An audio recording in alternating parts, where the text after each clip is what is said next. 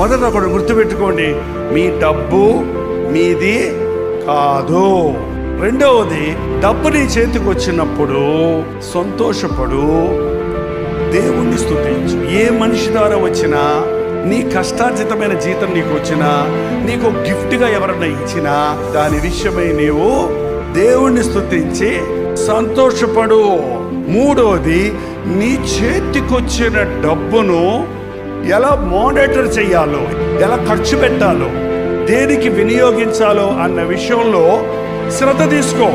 నాలుగోది, డబ్బు కంటే మనుషుల్ని ఎక్కువ ప్రేమించు, కుటుంబీకులను ఎక్కువ ప్రేమించు. ఐదోది, డబ్బు కంటే దేవుణ్ణి ఎక్కువ ప్రేమించు, దేవుని సేవను ఎక్కువ ప్రేమించు. ఆరోది, నీకున్న డబ్బును ఇతరులకు పంచటం నేర్చుకో, పిసినిగొట్లా ఉండదు. 7వ పాయింట్ ఏంటంటే, డబ్బు విషయంలో నమ్మకంగా ఉండు.